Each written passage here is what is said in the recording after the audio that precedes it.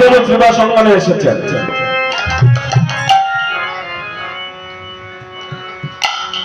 আর ভক্তরা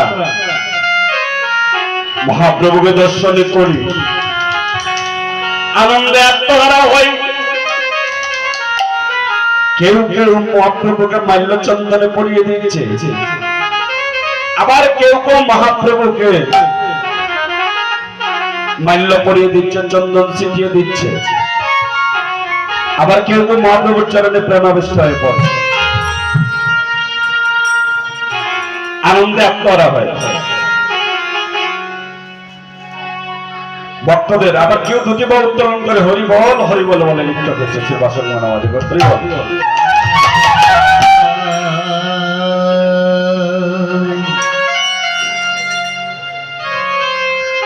আমাদের যজ্ঞেশ্বর অনুগত বাবাজি আমাকে অনুমতি দিয়েছেন আপনাদের চরণ কৃপান্তে অধিবাস কীর্তন পরিবেশন করার জন্য। দেখুন কীর্তনটা কুলমঙ্গল মহাজনের পথে পথে লেখা আছে, তাই বেশি আসলে দীর্ঘায়িত করা যায় না। বিবাহ সম্মানে মহাপ্রভু এসেছে, আমার নিত্যানন্দ প্রভু এসেছে এবং জানকী বল্লভ যার যেভাবে বাবক হৃদয় ছিল সেভাবে মহাপ্রভুকে দর্শন করছে। কিন্তু মহাপ্রভুর মনের মধ্যে একটা অভিলাষ, হরির নাম সংকীর্তনের। এই বাপখানা আবার আমার নিত্যানন্দ প্রভু বুঝেন। মহাপ্রভু নিত্যানন্দ প্রভুর অনুমতি ব্যতিরেকে অনেকাংশে চলতেন না।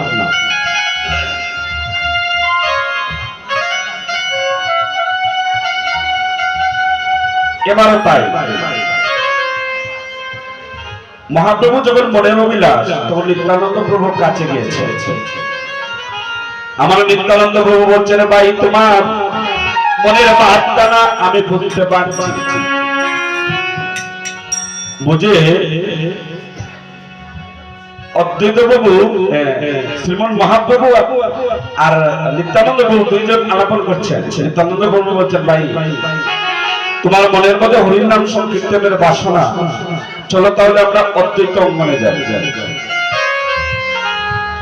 এই মনে করে নিত্যানন্দ প্রভুর কথা শ্রবণ করে মহাপ্রভু অদ্বৈত আচার্যকে স্বপ্নাবেশে দর্শন করাচ্ছেন।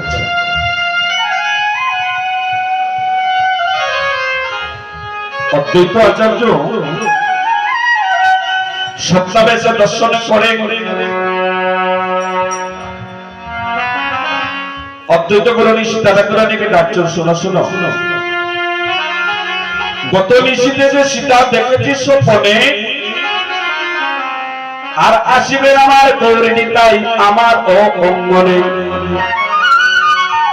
এটা অদ্বৈত আচার্য স্বপ্নাবেশে দর্শন পেয়ে অদ্বৈত গুরু সীতা ঠাকুরানীকে বলছেন, আলিপন দাও গো সীতা আঙ্গিনা বরিয়া, আর নাচবেন আমার গৌরিণী তাই গুড়িয়া গুড়িয়া। মায়েরা আলিপনা সাজান না শুভ দিবস, এটা করছেন আমার অদ্বৈত গুরু সীতা ঠাকুরানী স্বপ্নাবেশ।